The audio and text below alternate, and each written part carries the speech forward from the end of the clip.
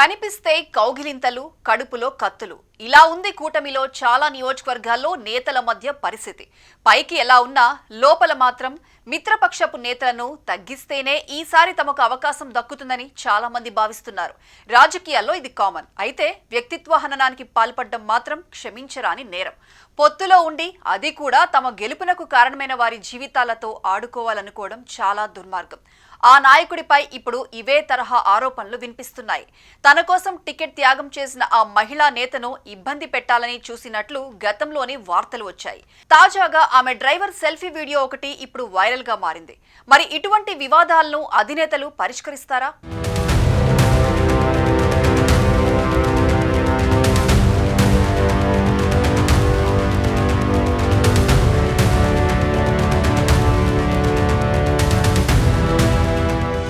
కూటమిలో చాలా నియోజకవర్గాల్లో నేతల మధ్య ఆధిపత్య పోరు నడుస్తుంది. పైకి ఎంత కలిసున్నట్లు అనిపిస్తున్నా కొన్ని చోట్ల బహిరంగంగానే విభేదాలు బయటపడుతున్నాయి. మరికొన్ని చోట్ల శృతి మించిపోయాయి. శ్రీకాళహస్తి లాంటి నియోజకవర్గాల్లో అయితే దారుణమైన పరిస్థితి కనిపిస్తుంది. అక్కడ మిత్రపక్షానికి చెందిన జనసేన నాయకురాలు కోట వినుతపై ఎమ్మెల్యే బొజ్జల సుధీర్ కుట్రలు చేస్తున్నారంటూ ఎప్పటినుంచో వార్తలు వినిపిస్తున్నాయి. వినుత డ్రైవర్ హత్య వ్యవహారం అప్పట్లో ఎంత పెద్ద రచ్చ అయిందో చూసాం. ఇక తాజాగా డ్రైవర్ వీడియో ఒకటి కలకలం రేపుతోంది.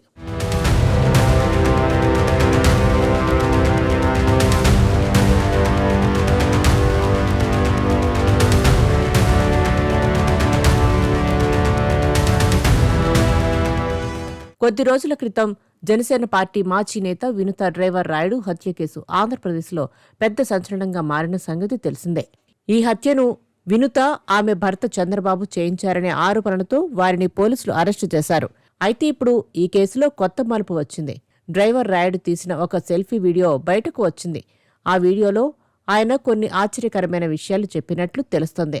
డ్రైవర్ రాయుడు తన సెల్ఫీ వీడియోలో ఎన్నికలకు ముందు తాను టీడీపీ నేత బొజ్జల సుధీర్ రెడ్డితో టచ్లో ఉన్నానని చెప్పాడు.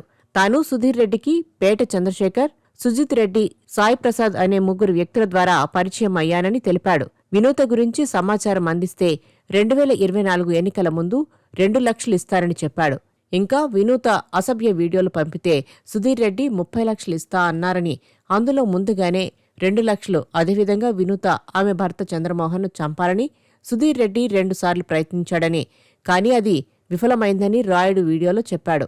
ఆ తర్వాత వినూత మేడం నువ్వే కావాలనే ఇలా చేస్తున్నావు అని చెప్పి తనను డ్రైవర్ ఉద్యోగం నుంచి తీసేశారని ఆ వీడియోలో రాయుడు వివరించాడు.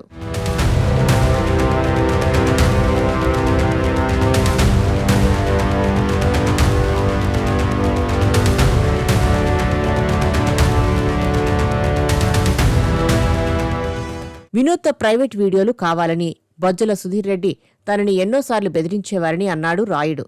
కాని బెడ్రూంలో కెమెరాలు, మొబైల్ రికార్డింగ్ వంటి వాటిలో వీడియోలు తీస్తున్న సమయంలో తాను దొరికిపోయానంటూ తెలియజేశాడు. అయితే ఈ విషయంపై వినూతకి చెప్పినా ఆమె నమ్మలేదని తెలిపారు. ఈ వరుస పరిణామాలు అన్నింటి నేపథ్యంలో జూలై 7న డ్రైవర్ రాయుడు హత్యకు గురయ్యాడు. హత్యకు ముందు ఈ సెల్ఫీ వీడియో తీసినట్లు తెలుస్తోంది.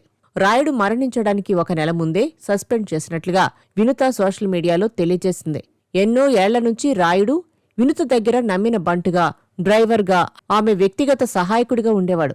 అయితే రాయుడు జూలై 7న హత్యకు గురైతే అతడి వీడియో ఇప్పుడు వెలుగులోకి రావడం విశేషం. అందరికీ నమస్కారం. నేను మీ వినూత కోట.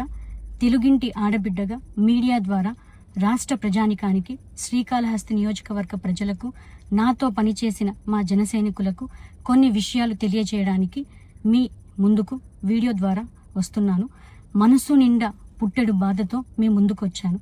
మేము చేయని తప్పుకి మేము జైలుకు వెళ్ళినందుకు కూడా నాకు బాధ లేదు, కానీ మేము చంపాము అని మీడియా ఛానల్లో ప్రచారం చేయడం నాకు చాలా చాలా చాలా బాధ వేసింది. అతని చావులో మా ప్రమేయం లేదని గౌరవ కోర్టు భావించింది కాబట్టే నాకు 19 రోజుల్లో బెయిల్ వచ్చింది.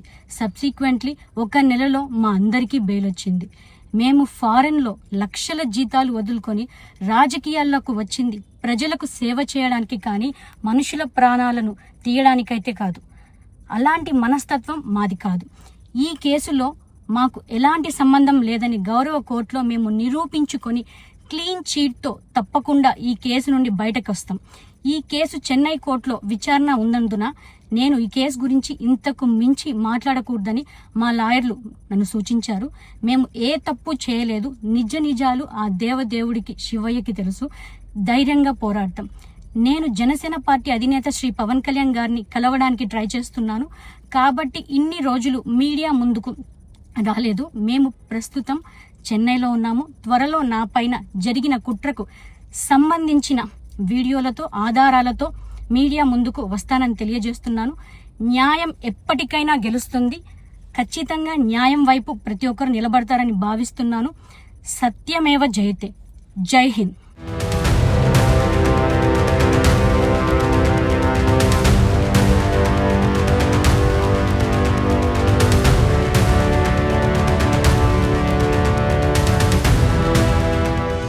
ముఖ్యమంత్రి సొంత జిల్లా ఉమ్మడి చిత్తూరు. ఈ జిల్లాలో చంద్రబాబు సహచరుడు, ఆయన ప్రాణ స్నేహితుడు దివంగత నేత బొజ్జల గోపాలకృష్ణారెడ్డి.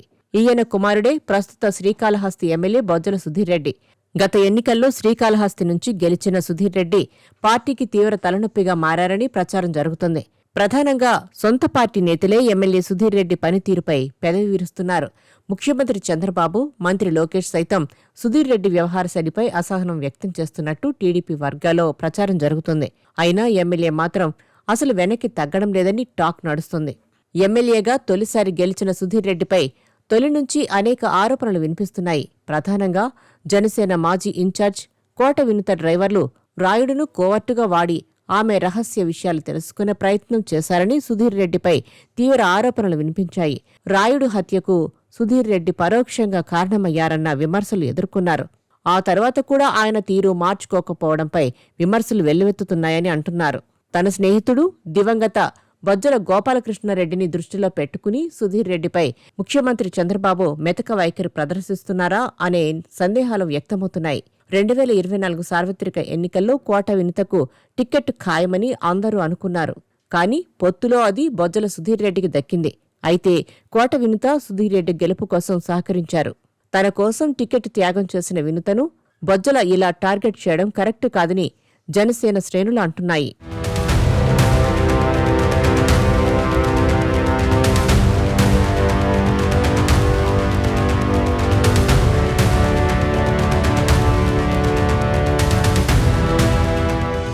అమెరికాలో సాఫ్ట్వేర్ ఉద్యోగస్తులుగా ఉంటూ మంచి జీతాలతో హాయిగా గడిపే కోట వినుత ఆమె భర్త చంద్రబాబు 2018 ప్రాంతంలో రాజకీయాలపైన మక్కువతో సొంత ప్రాంతానికి వచ్చేశారు. కోట వినుత జనసేనలో చేరారు. 2019 ఎన్నికల్లో ఆమె పోటీ చేశారు. 2024లో పొత్తులో భాగంగా శ్రీకాళహస్తి అసెంబ్లీ సీటును కోట వినుత కోరారు. అయితే ఆ సీటు ఆమెకు దక్కలేదు. ఇక బొజ్జల మాత్రం తనపై ప్రస్తుత ఆరోపణలు ఖండిస్తున్నారు. తనపై వస్తున్న ఆరోపణలు అవాస్తవమని, ఇవన్నీ తనను రాజకీయంగా బలహీనపరిచేందుకు చేస్తున్న కుట్రలో భాగమేనని ఆయన ఆరోపిస్తున్నారు. అయితే ఇప్పటివరకు బొజ్జల తనపై వస్తున్న ఆరోపణలు ఖండిస్తూ వస్తున్నా తాజాగా రాయుడు వీడియోలో మాత్రం బొజ్జలపై ఆరోపణలు చేయడం ఆయనపై వస్తున్న ఆరోపణలకు బలాన్ని చేకూర్చినట్లయింది. అయితే చాలా నియోజకవర్గాల్లో కూటమి నేతల మధ్య ఇలాంటి విభేదాలు ఉన్నాయి.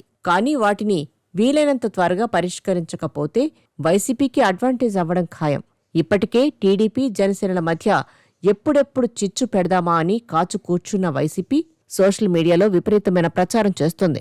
విషయం పవన్కు తెలుసని, ఆయన పట్టించుకోవడం లేదని, వినుత దంపతులకు అన్యాయం జరిగిందంటూ జనసేన శ్రేణులను రెచ్చగొట్టే పనిలో పడింది. రాయుడు వీడియోను విపరీతంగా వైరల్ చేస్తోంది వైసీపీ. ఏది ఏమైనా కూటమిలో ఇటువంటివి మాత్రం వైసీపీకి ఊతమిచ్చేవే అని చెప్పక తప్పదు.